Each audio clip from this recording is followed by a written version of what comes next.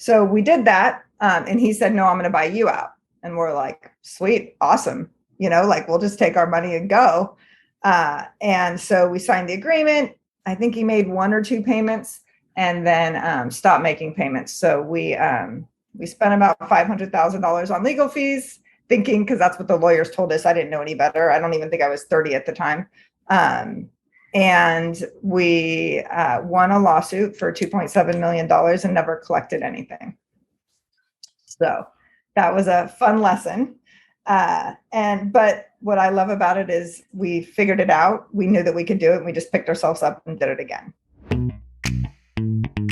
All right, guys, here we go now. It is time to unlock more doors to deals. We're real estate investors here. We're real estate agents here, and we all have one thing in common. We believe that we can. We can live the life of our purpose. We can create financial freedom. We can build a better life for those that we love, and we can live the life of our dreams. I don't care if you're trying to do your first deal or your 500th this year. You can get to the next level, and we're here to help.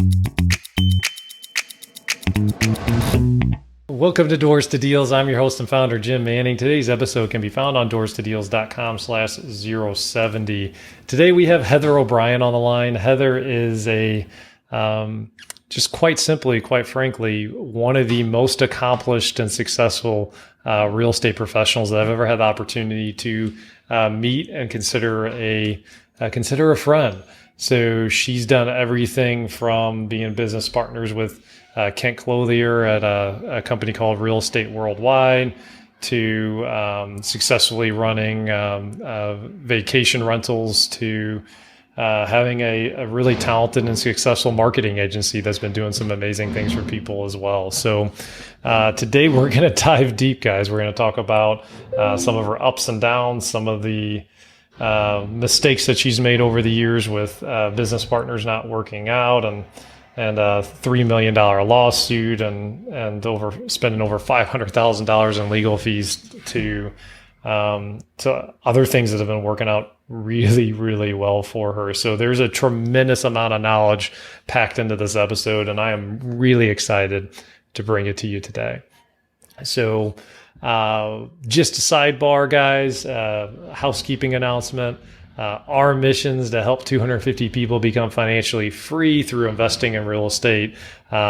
Year to date, at the time of this recording, we've been averaging $130,000 a month in passive income that we've been able to generate for people, for our agents and our agents' clients.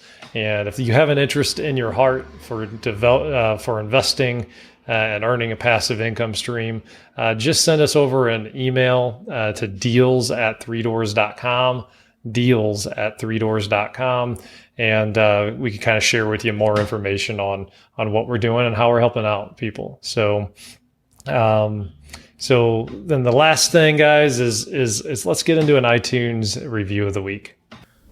This week's review comes to us from 59th Street Hoosier, titled Best Real Estate Podcast, Hands Down. 5 stars. Hoosier writes, with years of real estate experience, Jim Manning's podcast is a wealth of knowledge and can be applied to anyone who is currently or will be investing in real estate. I listen to every episode and they keep getting better. Well done, Jim. 59th Street Hoosier, thank you for your review. Jim, back to you. All right, guys, time to get going on this interview. Yeah, thanks for having me, guys. So, I had like the kind of normal life, went to college, graduated, and because that's what my parents told me to do, never questioned it, got a great job. And then I read this book I read Rich Dad, Poor Dad first. That was probably like the first eye opener. And then I read this book called Loopholes of the Rich. And I decided I was going to quit my job 5 days later. And so I quit my job with I had a great job. I got to travel the world. I was making, $160,000 a year. Everybody thought I was crazy, including my parents, who asked me to wait a few years. And so I just started my own company. And then that's like kind of the grind. I was just in the rat race, I was making more money. I was working less than what I was before and making more money. But I had this desire to buy real estate since Rich Dad, Poor Dad. So kind of like Caleb, we were talking about it before. I bought my first house. I rented out a room, then rented out another room. And then I moved out of the country. So I rented out my room. And I liked it. So yeah, then I got into real estate, kind of bought a house here, bought a house there, in North Carolina to start. And then I bought some in Indiana, and I kind of fell into it by mistake. I gave a guy $80,000 because he's like, because I'm from California, right? So my first house was a townhome for $450,000, 3 bedroom. Now it's probably worth 3 million, who knows? But and so I was like, wow, then I bought these houses in North Carolina for like 130,000. I was making 1,500,000 or 1,500 a month rent. And I was like, okay, those numbers are way better than California. And then I went to Indiana, and they're like, oh, you can buy a house for $40,000 and you can make $800 a month rent. And I was like, okay, I like those numbers even better. So I gave this guy $80,000 cash, and he said he was going to fix the properties, rent them out, and we'd be good. Well, let's just say he didn't fix the properties. He took the $80,000. I did actually get title to the properties. And so my husband at the time and I decided we were going to have to fix them ourselves in order to not just sit on a loss, right? So we ended up fixing those 2 properties, and then realized that we could kind of do it more. So you have a full-time job at this point in time, or no? I had a full-time job. Yeah, I come from banking. So it wasn't a job, but it was a job because my client was HSBC Bank. So I technically had my own company, but I reported to my client. And so, yeah, I had a full-time job, and I would do QuickBooks stuff in the morning, and I would write procedures of like walking through a kitchen and what the checklist is and how to price things and everything at night. And then I worked Monday through Thursday for 10 hours a day. And then nights and every Friday, Saturday, Sunday, I would go rehab the properties and, come up with procedures, and which is kind of like my thing. And so within 6 months, we were doing 29 properties a month because I kind of have that engineering brain. And then, so we flipped about 300 properties. And then, just we're doing really, really well. And we had a business partner who was a contractor and got into. What year is this? What year is this? Like 2006. Okay. Gotcha. And I'm estimating, I'm not sure. Yeah. I know it was before 2008 and the whole, crash and everything. But I'm not good with time and years and all that stuff, but approximately 2006 is what I would guess. And so we kind of realized that my husband and I were pulling more of the weight than our partner. And so, we came into an agreement to buy him out. And so we had what's called, I don't know what the legal terminology is, but what we call a shotgun agreement. So if I come to the table and, Caleb, you and I are in business together, and I say, I want to buy you out for $100, and we're 50-50 partners, I have to ensure that I come with a fair offer. Then you can say, okay, Heather, nope, I'm going to buy you out for $100. And I have to accept it because it guarantees I come to the table with a fair offer. So we did that. And he said, no, I'm going to buy you out. And we're like, sweet, awesome. We'll just take our money and go. And so we signed the agreement. I think he made 1 or 2 payments and then stopped making payments. So we spent about $500,000 on legal fees, thinking, because that's what the lawyers told us. I didn't know any better. I don't even think I was 30 at the time. And we won a lawsuit for $2.7 million and never collected anything. So that was a fun lesson. But what I love about it is we figured it out. We knew that we could do it. And we just picked ourselves up and did it again. So when you first started with this I was going to call him a gentleman. I don't know if that's the right word for him or not. Might not be the right word. When you start out with this guy, I guess we could call the guy, as a business partner, like on paper, what was it about the relationship that made you want to start it in the first place? He was a contractor and he was in the local market and we weren't. So my husband was from Ireland. I was from California. My parents are both engineers. All my sister are engineers, but I'm not an engineer. I built tree houses and did stuff around the house with my dad, but I didn't know how to do contract work. Now I can lay tile and grout. I can do it all, but I don't desire to. That's what he brought to the table. And I brought the, systems and procedures and like making sure we could replicate things. And my husband brought, kind of similar type stuff and ended up learning how to do all the rehab stuff. So you guys were self-performing a lot of the work on these early on then, right? No, we had a lot of subcontractors. We Okay. weren't doing, I mean, we were doing 29 properties a month at our peak. Gotcha, There was yeah. no way we were doing that. So I think we had like 6 crews at one time. I don't even Nice. know. What was your marketing spend? Oh, you're asking me to remember numbers how many years ago? I know we spent at least 20 grand on billboards. We did have a lot of billboards in the area saying, we'll buy a house for cash. And we had bandit signs. We didn't do any direct mail marketing. It was mostly just like being known in the market with billboards. And, we had the magnets on the cars and stuff like that. I think we might have had some bus stops. Gotcha. So the big marketing stuff. Yeah. Yeah. Yeah, you don't see as many of the billboards anymore. Just really we buy ugly houses guys. Yeah. Yep. So we buy ugly houses franchisees or anything, but we did have, basically like we pay cash for properties. We'll close quickly, take it as is. And that's what we did.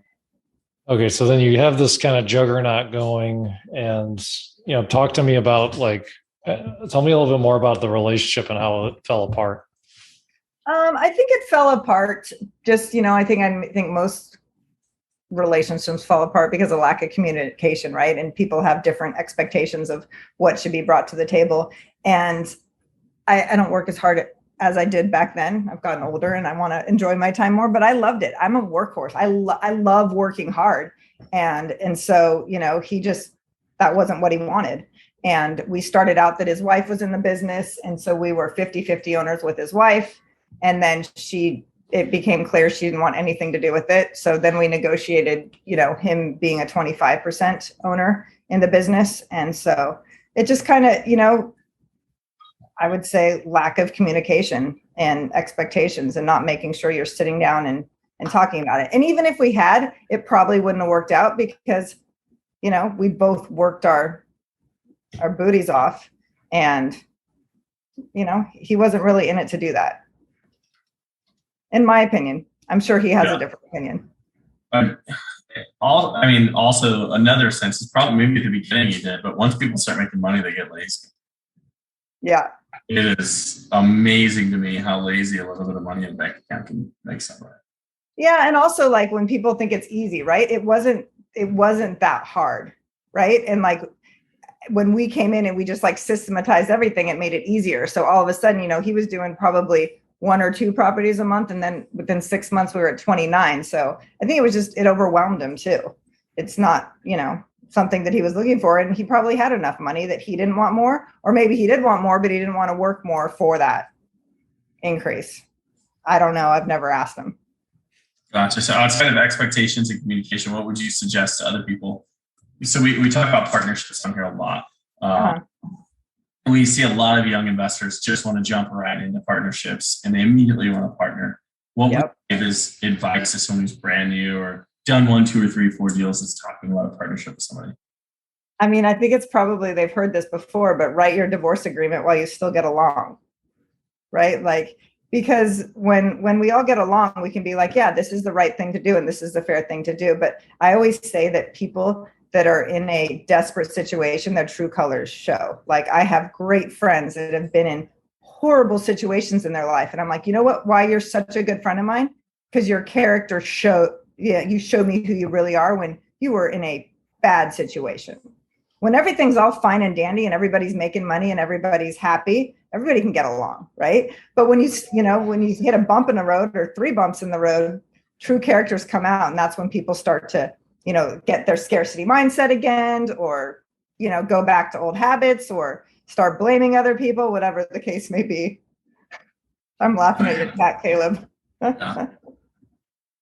Yeah. But yeah, just think about it like, oh, we're going to get along forever, but you may not. And even if you do, it's good to have an agreement that's when you're all on the same page and you're all in a good mood, getting along, to make sure that it's fair. Yeah, no, I think that's good. I think a lot of people only want to think about the good. Oh, we'll be partners forever. And man, those new partnerships, when there are 2 new people into the industry, it seems within a year or 2, they always are going in different ways. And there's a lot of loss. Yeah, and I love partnerships. I have friends that refuse to partner with people, but like the great thing about partnerships is like, if you really find the right partner, you can rely on them. You can trust them. You can take that vacation and your phone isn't going to be ringing off the hook. I'm all for partnerships. Yep. No, the yeah. right partnerships. The right one, structured right way. Okay, so 2007, 2008 is happening. You're in this lawsuit. You lose $2.7 million, which is a scary number to think about for most people. Yeah. What happens next? Where do we go from there? So at that point, we had started another way that we found properties as far as marketing is we would, that's when I started to get into direct mail marketing. So we would go down to the county recorder's office to go see who was buying cash for, like we would go to auctions, we would get properties that way too. And then we would also go find who was buying cash for the properties so we could resell them the properties. And so then as we started to expand to different markets, we started to scrape different sites for county recorders because that's when stuff was kind of starting to come online. And so we started a company called findcashbuyersnow.com, which then, we added onto that and did findprivatelendersnow.com, find comps, find motivatedsellers.com, which turned into Real Estate Worldwide. We ended up buying a company called Nouveau Riche. So what I did is basically because we were doing my background software. And so we were doing 29 properties a month, and I was traveling to New York and London and bad time zones and everything. And I'd be on the calls, and this is before Google Drive. This is before Dropbox, anything like that. Right. So I'd be like, I have these pictures that you emailed me and the roof isn't done on, 123 Main Street. They're like, no, the roof's done. I'm like, our tenants are moving in 2 days and we're closing in 3 days. And they're like, oh, you don't have the most recent pictures. So now it's 3:00 in the morning, London time.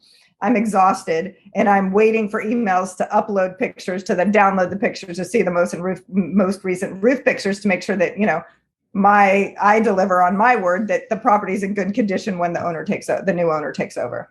And so we started a software company to kind of solve that problem for myself. And then people started asking, how do you manage all these properties? What do you do? And I was like, oh, I have this software company. Oh, or I have the software I created. Oh, can I use it? I'm like, no, absolutely not. There's no security. It's totally ugly. It's not easy to use. I just built it quickly to solve a problem. And then, that kind of developed into the whole Real Estate Worldwide.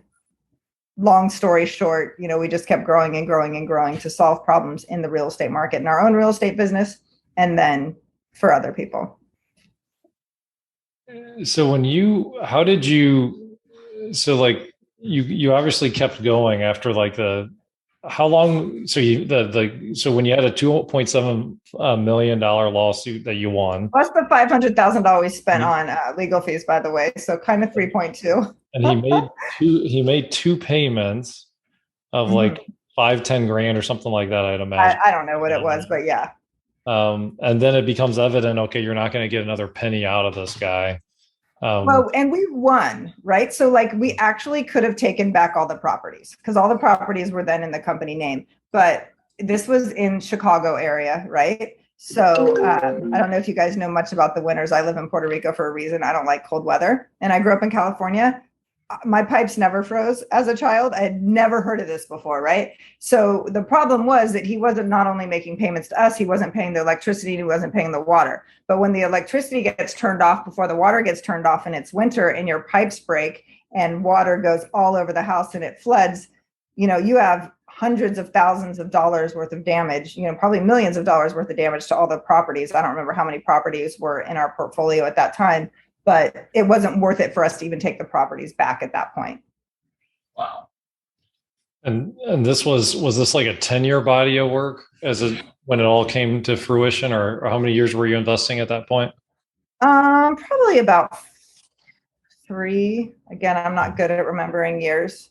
Okay. I bought my first house probably 6 years before, and then I had owned the other ones. So maybe 5 years of total investing, 6 years, but way less of, flipping properties. I was just doing buy and hold stuff before, which is all I do now. Other than the hotels, we do have huge construction projects going on right now, but I don't manage that. Thank goodness. And I guess the reason why I'm kind of digging on this is what I'm trying to kind of get some insights on is just your headspace on that. I'd imagine someone the average person or the average, like from a mental headspace, it's like, well, why didn't you just go back and get a job at that point? Or like, say this real estate thing isn't just for me. How were you able to persevere there? Well, I did something that I would say, like, there's a few things in my life that have really just like changed the trajectory can't even say trajectory of my life. And that was, I wrote down my perfect day, probably about 15 years ago, maybe a little more, a little less. And that just drives me, right? It still drives me to this day, and I still do it. And I wrote it down, and I said, this is what I'm going to drive to, because I had a hard time saying no to things. I'm like, I can do it all. I can handle it all. But why would I want to? And so I wrote down my perfect day, and it just made it easy for me to say yes to things and no to things. So was a job ever in my perfect day? Absolutely not. It gives me anxiety when I get stuck in a traffic jam, and I'm not even, I'm like going to dinner or something. And I'm like, I don't sit in traffic. I work from anywhere where there's internet. And I'm like, that is not, I cannot imagine how miserable I would be. I mean, absolutely miserable. And I have more faith in my ability to do stuff than going to work for somebody else that decides that, you know what, thank you for the work that you did, and I'm going to go do it on my own now, or I'm going to go, I don't need you anymore. Or I'm having problems financially because I didn't run the business right, so you don't have a job anymore. I read a lot of books about that, and I have the most faith in my ability over pretty much anybody else's. I know that I will take care of myself better than anybody else will. And so it never really crossed my mind to get a job. I did take more clients in banking because it was just such good money. And so it definitely helped me just like bring a cash influx. I would take like a 4-week or 6-week project, go work at a bank as a reminder that I don't want to do this, but I'd always do it short term. So I went to Chicago, worked for a bank there for, 4 or 6 weeks, and then I never did it again. I just did it once, and I was like, okay, reminder, thank you, and pocketed, $60,000, and was like, okay, I'm good for a while, and I'm going to go figure out what else I'm going to do. That's wow. So how did you get into hotels and doing just this massive scale? I mean, obviously you grew over time, but yeah. So I actually, I love to travel. So like, I live to travel. I've been to 74 countries in the world. I absolutely it's my, my perfect day involves traveling. And so I moved to I lived in Costa Rica probably 10 years ago or so. And I left because I was kind of lacking intellectual stimulus, and that's really important to me. And so I moved back to California because I like to surf and I like the beach. But I didn't like wetsuits so much. So I was looking for a new place to live, and I found Puerto Rico. And so I moved down to I came to Puerto Rico for 10 days, and I was like, oh, this is my place. I am moving. Like, I love it here. And so I moved down here. I ended up buying a place. And then I met my current husband. I was actually a guest in one of his hotels. And so I met him. I saw him, and I was like, I don't know who that man is, but I really like his energy. And here we are, 7.5 years later and 2 babies later. And so he got me into it. I had owned real estate. I had owned, I didn't do any Airbnb at that point. And so at that point, I think he owned 4 hotels, and I kind of like scaling things, and I like building things and growing things. So now we own 7. Small little boutique hotels, but he is, I should say, really good at finding great deals. Like, so we buy notes and we foreclose on them, or we buy a vacant property. Like this one property we're renovating now was 18 different, still is 18 different titles. So we bought 18 different titles to create a 25-room hotel, which is a huge renovation project that, we're on it probably 2 years now. Had some slowdowns with COVID, still have slowdowns with COVID because of supplies and getting stuff, but so that is how I got into it. I bought another note and had and they just signed over the property to me, deed in lieu. And then we have another note that we purchased as well that we have not foreclosed on. We're just kind of sitting on because we don't have the capacity to even take on that project, because that's going to be 48 rooms. Or 72, depending on what we do with it. So I just kind of fell into it. And then I bought some other properties and I was like, why would I rent these out? I can Airbnb them. We have economies of scale. We have housekeepers. We have 4 hotels in one location, 2 hotels in another little island, and another hotel in another little island in Puerto Rico. And so I was like, why? We could rent this place for $750 a month, or I can rent it for $3,000 a month on Airbnb. And so, so we did that, and it's just like I created all the systems, all the autoresponders, all the messages, and it really doesn't take much time. And you get a pain in the butt, tenant every once in a while, but it's great that you can, or guest, I guess they're not a tenant at that point. But we have a good amount of employees here that take care of things and can head over, fix the AC, clean the apartment, whatever the case may be. So I like more cash flow. So Heather, it feels like you've kind of came a long way. Can we talk about just your time and your entrepreneurial commitment? So like you went from scaling and building this big, massive investment company, but working at 3 a.m. in London, I guess, trying to like download pictures before the cloud was what it is today. Yeah. You've kind of grown there's been several businesses that you've grown pretty big, and it sounds like you just kind of were almost a workaholic. Is that a good description of what you're doing? Or I wouldn't say I was a workaholic. I've always enjoyed my life, right? Like, so when I first quit my job, I definitely worked a lot. There were weeks in banking that, when we would bring a software live, we were working 100-hour weeks for 3 weeks in a row, and it was crazy. But I wouldn't say I was a workaholic, because I do just love to live my life, but I like working hard. I would rather work hard for 2 hours and have the rest of my day to enjoy it than just putz around for 8 hours and sit in an office working for somebody else that, I have nothing to do with my time. Right. So, but I definitely work less than I used to.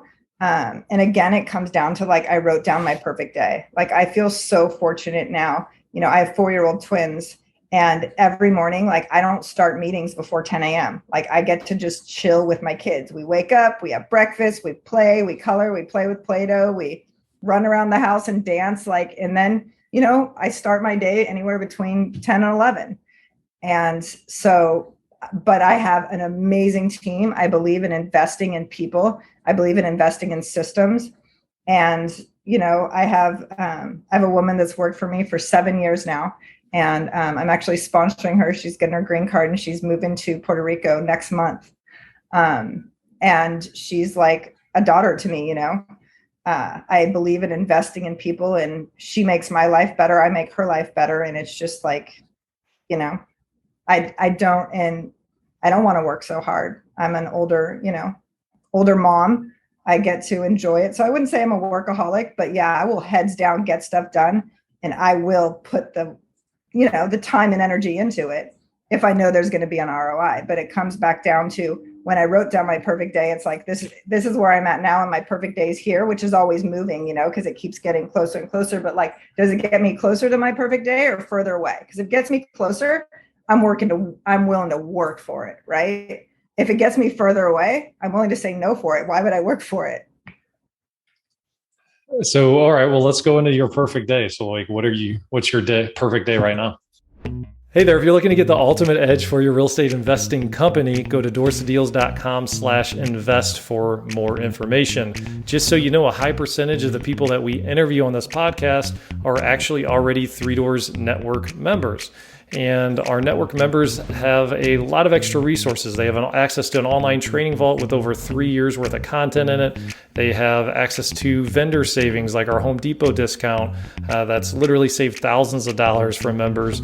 And we have a weekly group coaching call, and we have a lot of other great things as well as part of the Three Doors Network. So make sure that you check it out on doorstodeals.com/invest.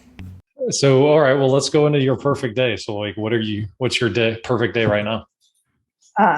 Almost kind of what I have, minus the travel, because we're not traveling too much. But, I wake up with best man in the world, my husband. I get to hang out with my kids, and then I get to work on my business, and not really so much in my business, but really on my business, which now I kind of like fell into owning a marketing agency just because I built so many businesses, and now I get to build other people's businesses. And I started just in real estate because that was my background. And then I was like, no, you know what? I want to help other people outside of real estate. I love real estate. You know, I invest in multifamily syndications as well. I love real estate. Like, I don't have any assets in the stock market. It scares me, you know, but, and so I kind of have it. I get to work with amazing clients. I said I want to work out of real estate. Now I have self-development clients. I have a drone company. I love all of my clients. And then, you know, depending on the day, I mean, last night I had a meeting with Australia. So I did have a meeting from 7 to 8 o'clock at night, which is not normal at all, but I'm willing to, because this woman is amazing. And I get to work with great clients and, you know, create their perfect day. Like, the first thing I have my clients do when they work for me is I want to know what their perfect day looks like so I can get them closer to that as well. So that's kind of what I do. I love the day thing. Like, to me, that's just, we were talking about that Friday at our retreat about, like, what do you want your day to look like? What do you want your calendar to look like? And then are you following that? So that's cool. Yeah, I had a, you know, I love the beach, love the beach. And so Puerto Rico works for me. But like earlier this year, my mother-in-law, we realized she was really sick, and I'll try not to cry, but we realized she was really sick and she wasn't going to get any better. And so, you know, I said, my kids are 4. They have very few memories of my mother-in-law because with COVID, they weren't allowed to see her. She was in a home. And so I picked up the kids. We have a rental in Texas, which is where my mother-in-law lives, and our tenants moved out because I just believe everything happens for a reason. I was like, we're moving in. So we went to Texas and we got to spend, you know, the last 3 months of my mother-in-law's life with her. We're just around the corner. And my kids have memories of her, you know, and that's like, many people can do that. And so we got this, and my sister-in-law lives across the street, and it was just like this amazing experience that I got to do because of, you know, I go after my goals. So my perfect day is spending it with my family and people that I love. And I got to do that. And it's like, you know, I think I'm doing it, but then I'm like, oh, I'm working too hard. You know, you just kind of get back into, because I like working, right? And so then I'm like, no, I'm working too hard. We're going to go see Abuela. It's, you know, 2:00. Let's go, kids. And it was amazing because, you know. So cool. No, I love that so much. Yeah, because you don't get that back. Yeah. You don't. And I'm so grateful that I have it. I feel very fortunate. You know, my husband and I are like, yeah, we're very fortunate. We've worked very hard for this, but I'm also so grateful for everything that we have in our life. So there's like a skill set here. I'm trying to think through like the best way to ask you this, because like when you say systems, like, I mean, there's like some mastery there underneath the hood, you know, and obviously we don't have 2 weeks to talk about those, but if you just had to like think through like one thing that you do really well with systems, or like what is most important when you build out systems, like what do you focus on to do that so well? I focus on the numbers. So I would say, like, if I had to pick like my, you know, what I'm really good at, I'm really good at going into a situation and finding out what the low hanging fruit is. So what is the opportunity in a business that we're not taking advantage of, and what's going to give us the best ROI in the shortest amount of time to get us that win, to create the income or decrease expenses or whatever it may be. Usually I like increasing income, but sometimes there's huge expenses that you're like, what are you doing? And they're like, oh, I didn't even know I was paying that. That's interesting. But I love going in, finding out what that low hanging fruit is, creating it, getting it to work. I always look at the numbers. So we are a marketing agency. So I go look at, you know, how many people are visiting a page, how many people are opting into that page, how many people are doing what you want them to do, and then optimizing and creating that. So we have different KPIs on what we shoot for. Because we know the industry so well, we know what those KPIs should be. And, you know, we always want to be exceeding those. So I'm really good at going in and looking at somebody's business up here and being like, all right, we've got this, and this. We're going to do this one first because it's going to get us the most bang for our buck in the quickest amount of time. because I'm all about like quick wins, right? We want like quick wins, big wins, so that everybody gets like excited, and then we go to the next thing. Okay, we just did this one, and that made us another $10,000 this month, right? So then we're going to get every single month, and then we're going to turn it up, because once you create something that works, like, why not turn it up, right? And so we're always looking at the numbers, just saying, okay, how much should we turn it up? Because when it comes to different, there's always like that tipping point, right? Like, when does it make sense to do more? When does it make sense to slow it down? So we're kind of always looking at the way things are performing, moving, creating more of it, creating less of it. And then, sometimes things change, right? Like, a lot of things change always. And so we're always looking at it to be like, wow, that's weird. This used to work really well, and it's now all of a sudden not working. I don't know why, or maybe we do know why. So we're always looking at the numbers. I'm like a numbers junkie. I'm like I'm not technically an engineer, but my parents are like, no, you are. And I just love marketing. I just kind of fell into it, which is funny. So I have a weird, like, I guess, skill set, because I love marketing, and I can look at something and be like, that's not going to work. You need to move this. You need to change this. You need that headline's not going to work. But then I have like the systems behind it to be like, all right, we're going to create like my onboarding process to train new people. Like, every single system that we use, I go through a training process. They go start building things, and they learn how to think like I think, so that I don't have to think for them. So I'm all about creating systems and explaining the why, so that I don't have to explain the why in the future. I want people to think for themselves, and I want people to grow and be like, oh, okay, how can I make this better? Like, what is our goal? It's always to make it better. Teach a man to fish. Yep. Make it better. So that's, yep. Yeah, totally. And that actually was kind of like my next question is you made the comment about really wanting to pour into people. So that's one of the ways you do that is taking the additional time to explain why you're doing what you're doing. How else do you like to pour into people? I mean, I like asking what they want, right? Like, are they happy? And it's a lot of times, like, people think they're happy, or they just say that they're happy, but they're not. I try to be very open with my people. Like, if you're not happy, just tell me. If you don't like doing this, tell me. You're going to have to do stuff you don't love. I have to read legal documents. I hate reading legal documents, right? But I need to make sure that I need to CYA.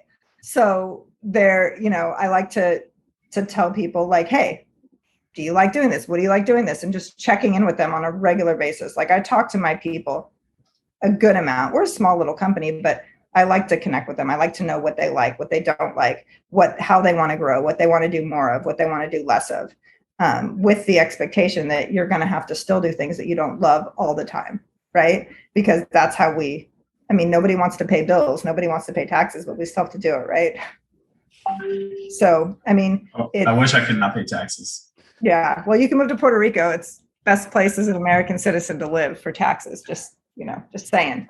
But I like to give them, I guess, ask them what they need and what they want, and then also kind of trust my intuition. Like, sometimes people don't speak up, so you kind of need to just be like, hey, what's going on?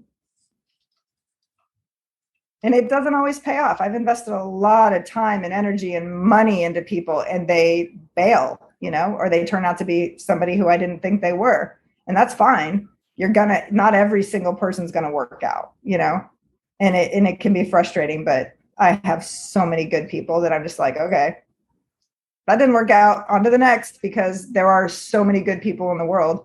And if it doesn't work for them, it's not going to work for me either. And it's not going to work for the rest of the team. Like, one bad apple ruins the bunch for sure. So what's next? Where are you going to? Where you guys want to grow into? What's your next business moves? Well, we have this construction project going on right now that we're going to open this hotel. Hopefully we're going to open part of the hotel this year. And then we'll move on to another one, and just adding more rooms to our hotels. We're, some of our smallest hotel is 13 rooms, and our largest is 26 or 27. So it's really just, adding more rooms to our smaller properties, because you have the whole economies of scale, and you can add more revenue with not too much more expense. So that's what we're working on, and just hiring the right people to support us in the business. So we have, I have a great team from a marketing perspective, and we're always hiring for the hotels because in hospitality, I've learned it tends to be a high turnover rate, but we have some key players. I mean, there's some people that have worked for my husband for 27 years, and they're like family, and we just want to hire more good people that want to create an amazing guest experience for our guests, because, most people, in the States, how much vacation do they get? Like 2, 3 weeks, 4 weeks, maybe, if you've been at the company for a very long time. And they come on vacation and they work hard and they save money and they only get a certain amount every year. Like when they come to our hotel, I want them to have the best possible experience ever. And they're not all on vacation. Some people are on a business trip, but then they're away from their families, possibly their kids, their wife, their husband. Like, you don't know. I want it to be, maybe Puerto Rico has a lot of older citizens and residents, and their families have moved out. So a lot of people that stay in our hotels are coming down for a funeral. Like, I want every single person to have the best experience possible in our hotels. So whatever reason they're there for, I want to make it amazing. Yeah, I love that. Like that's, that's one of the ways that you can really lead people well as the business owner, right? Like Heather, right there, you're just casting that vision, right, on exactly what you want out of your people, the exact end result. Are you doing that like intentionally, or is that just kind of in your DNA that you're doing that you're trying to cast the vision there? I don't know, probably a little bit of both. I definitely do it intentionally. But I think it's just in my DNA, and I had zero experience in hospitality, 7.5 years ago. And then I realized, oh no, I kind of do have an experience. I've stayed I used to travel, I don't know, I would say 300 days out of the year. I've stayed in a lot of hotels. In a lot of countries. And so I was like, oh, I kind of do know a lot. What do I want when I go walk into a hotel? What do I want when I stay in a room? I want the lights to work. I want the AC to work, or the heater. No heaters down here, but, so I think it's in my DNA, but I definitely do it intentionally. I want my team to know what that is. And a lot of times they've never experienced that, right? So it's hard to train something if somebody's never stayed in a hotel, or if somebody's never gotten great experience or great service before. How do you train them on giving it? Because they just accept that it is what it is, right? Like so many people in life just accept I have to get a job and I have to drive to work every day, or accept that I have to wait in this line, or accept whatever it is that they have to do. I have to accept being in an unhappy marriage, because I have kids. And it's like, no, you don't have to accept it. You get to choose. We all have choices.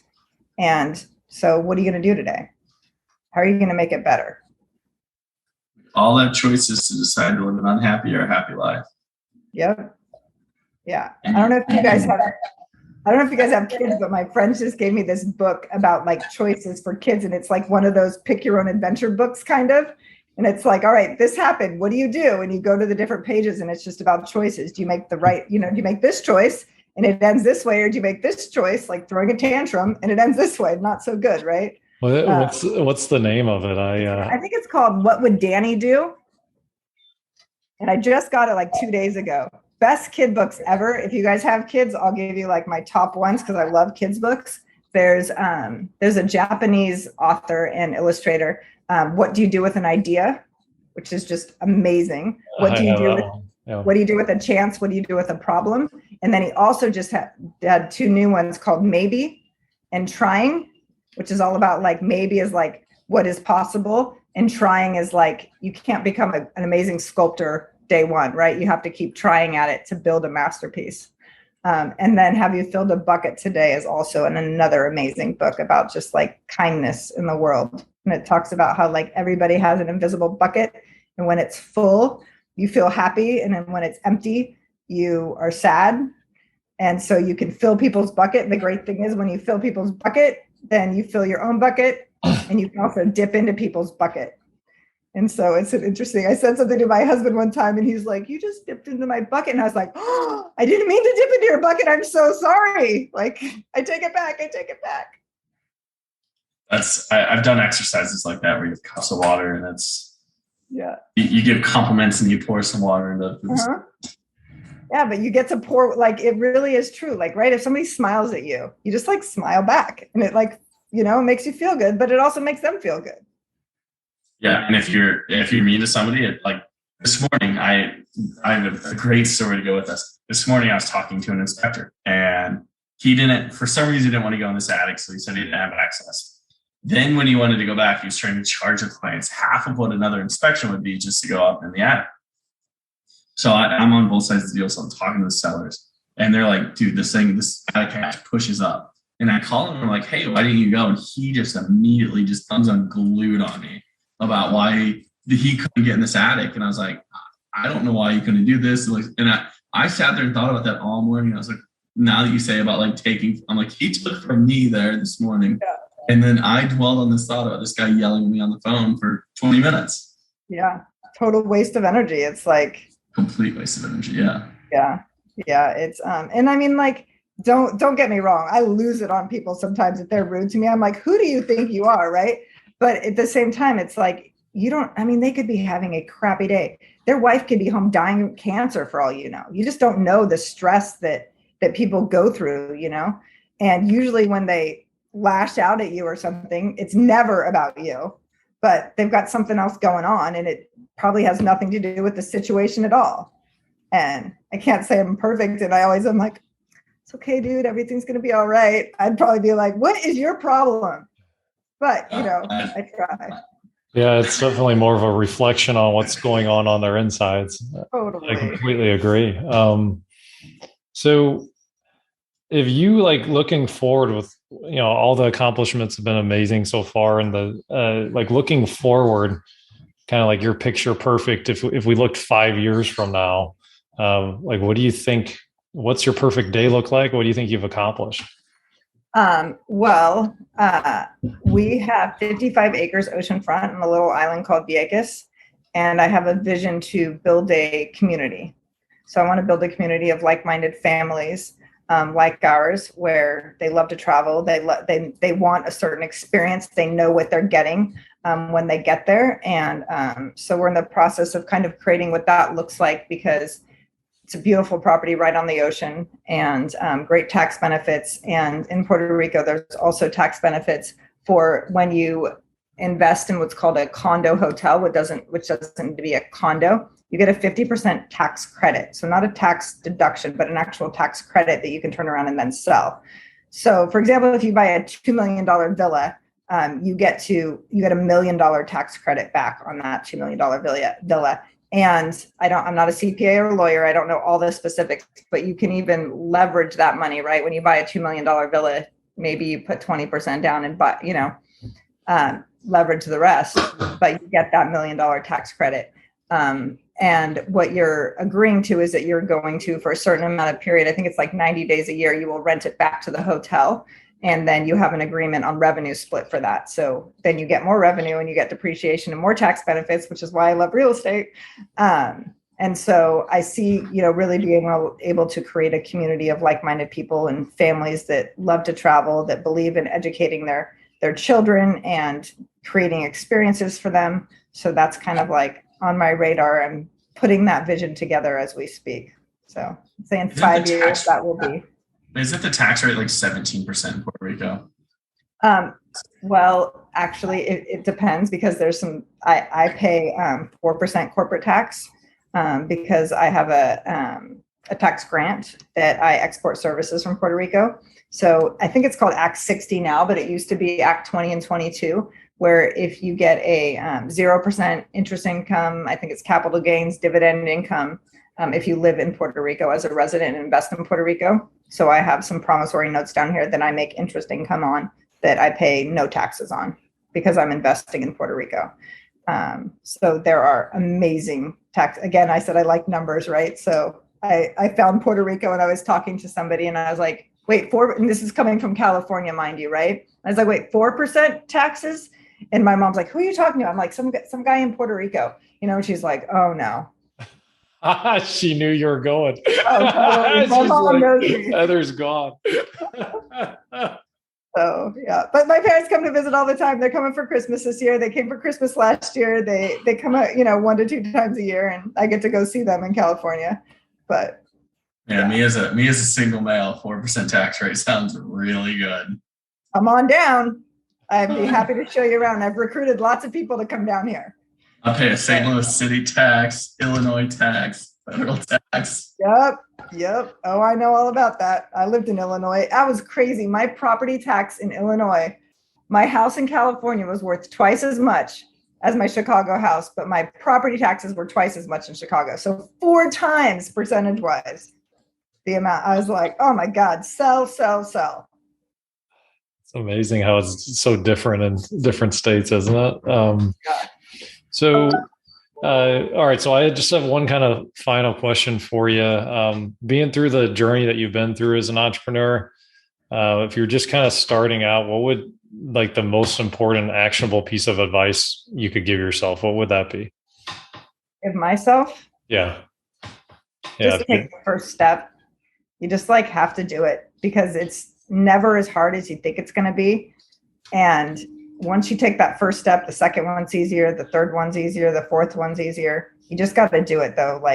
Don't be paralyzed and scared. I know that there's tons of fear and, what if I fail? What if what if it doesn't work? What if I lose my friends? What if, whatever, but you just have to do it. If you know what you want, you really, truly know, deep down, then you just have to do it. And it's scary. It's scary and do it anyway. Do it anyway. Don't let fear so stop worth it. Yeah. Yeah. I mean, I feel fortunate that I was young when I, read Loopholes of the Rich. And so I think when you're younger, you have less fears and less responsibility, right? I didn't have kids. I didn't have a husband. I didn't have to worry about any of that stuff. But even if you do have kids, a husband, a wife, whatever, I mean, you're an example for them. And if you don't go after what you want, your kids aren't going to go after what they want because they are watching you so closely. It is crazy how much they notice. So they're watching you not go after your dreams. And they're going to do the same thing, which you don't want for your kids. Yeah, I'm definitely glad I started young. I was not afraid to take risks. Yeah. So, and I think it's more risky. You're like, why didn't I go back to a job? I'm like, that is way more risky. You control your destiny as an entrepreneur. You get to decide. You get to make the choices. And you're going to mess up. Geez, how many mistakes? I make mistakes. I made a horrible investment last year. And I'll probably end up losing about, I don't know, $150,000. And I was talking to my husband and I was upset. And he was like, hey, as we grow and our net worth, grows, and as our mistakes are bigger. And I was like, good point. But I think I'm actually going to turn it around and get a tax deduction and, and some other things. So we'll see.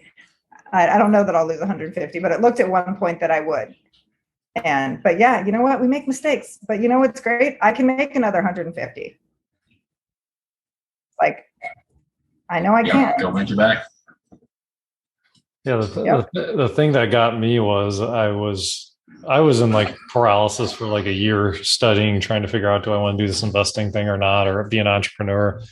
And I remember thinking okay, if I was on my deathbed and I played it safe and, kind of had middle class, maybe lower upper class, because I worked up the corporate ladder and I had some money in the bank account. Or if I was, option 1, option 2, I'm dead broke, but I went for it and I know what happened. Who would I rather be? The guy that always had a what if I had this thing in my heart to be an entrepreneur, I didn't ever really go for it in life, or this guy that went for it and was completely broke. Who would I rather be on my deathbed? And I just decided, I was like, no, I'd rather know what happened. I'd rather get into the game and know who I could become, know what would happen. And when I started thinking about it like that, I was like, okay, it's more risky for me to not do this than to do it. Yep. Yeah. And I mean, you're not going to be dead broke. You don't give up, right? You just keep going. There's going to be some bad days. You just get up and pick yourself up by your bootstraps, right? And you just keep going. I love it. So Heather, lifestyle, what's your website? How do people get a hold of you? Yeah, lifestyleworkweek.com is my website.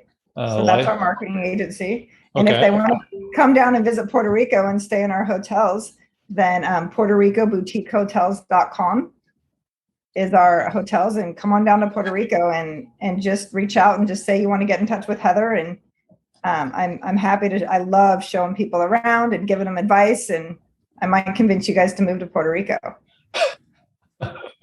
You have no idea how much you're hitting home with Caleb here. Like, this is like, exactly. Caleb, you would do well down here. You would do well. All right, guys. So that's a wrap. I hope you enjoyed this one as much as I enjoyed bringing it to you. And for full information on this episode, doorstodeals.com/070. And again, guys, if you have any sort of passive income aspirations or dreams, we help our agents and our agents' clients generate about $130,000 a month in passive income. We can help you out with that as well. Just send us over an email, deals@3doors.com for some more information on passive income opportunities that we have available. So that's a wrap. That's all I got for you today. Go out, live your purpose, and above all else, go after your dreams. Till next time. Thanks for tuning into this show. For more episodes and resources that will unlock doors to deals, check out our website, doorstodeals.com.